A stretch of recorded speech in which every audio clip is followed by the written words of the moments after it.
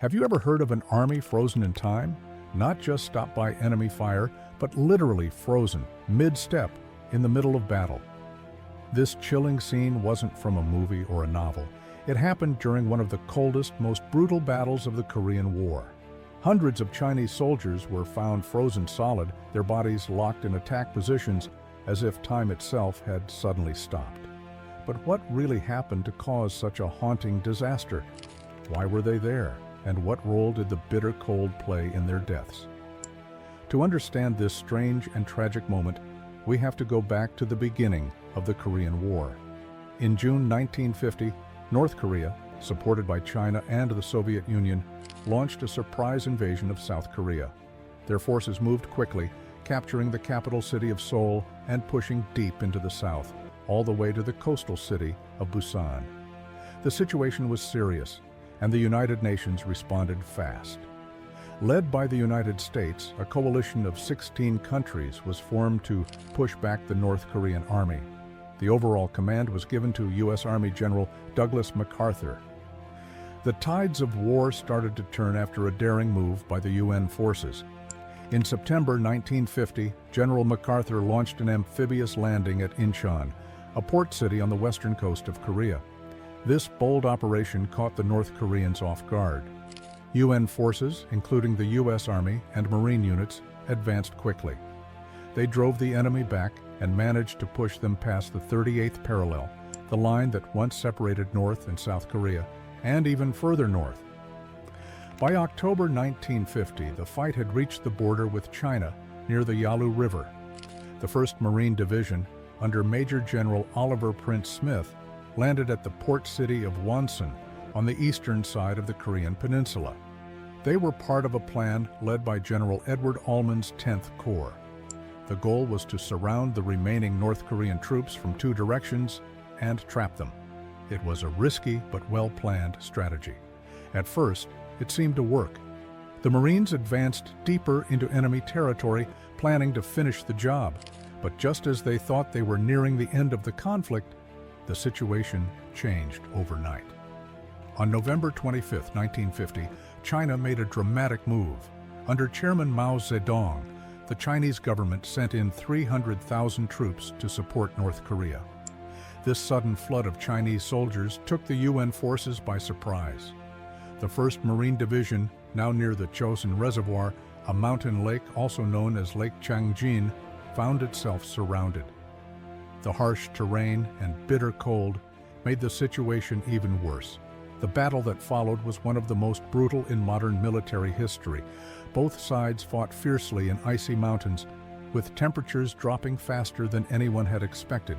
In a matter of hours, the temperature went from around freezing to an unbelievable -40 degrees, both in Fahrenheit and Celsius. And it stayed that way for weeks. No one was ready for this level of cold.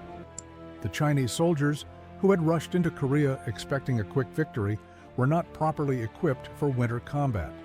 Many wore thin uniforms and had little to protect themselves from the freezing winds.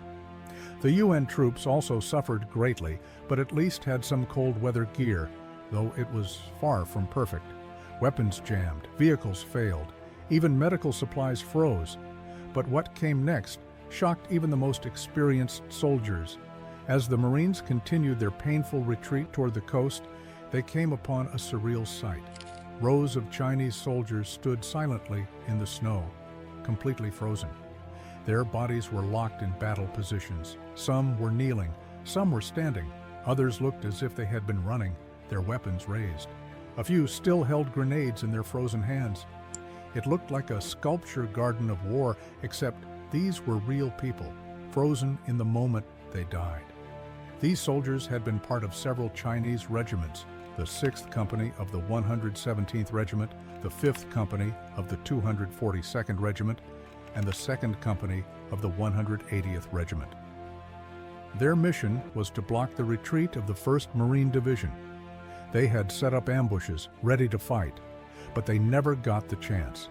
The cold was so powerful, so sudden, that it took their lives before the battle could begin. The Marines, led by officers like the famous Colonel Louis Chesty Puller, were stunned.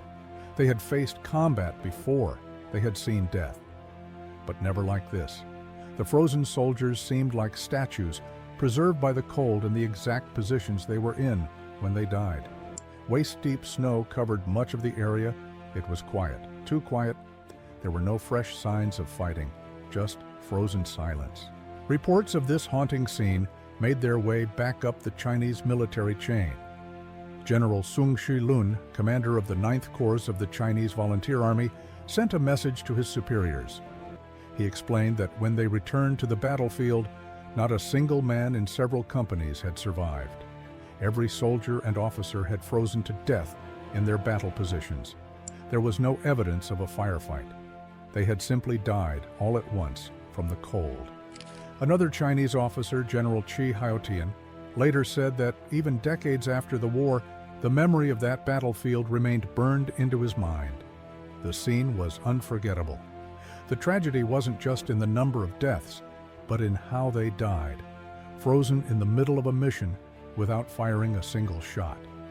This event, sometimes called the Frozen Army or the Frozen Battalion, became one of the most chilling symbols of the Korean War. It showed not only the power of nature, but also the terrible cost of war. The Chinese soldiers had entered the battlefield with courage and purpose, but they were not prepared for the weapon they couldn't see coming, the legendary Wonder Cold of the Korean mountains. The UN forces suffered greatly too. Many Marines lost fingers and toes to frostbite. Others died from exposure or wounds that couldn't be treated in the freezing temperatures, but nothing compared to the shocking number of Chinese soldiers who froze to death in place. In the end, the Battle of Chosin Reservoir was a painful victory for the UN forces. They managed to break out of the encirclement and retreat to the port of Hungnam. From there, tens of thousands of troops and civilians were evacuated by sea. The cost was high, but they survived. The story of the Frozen Army is one that few people know today.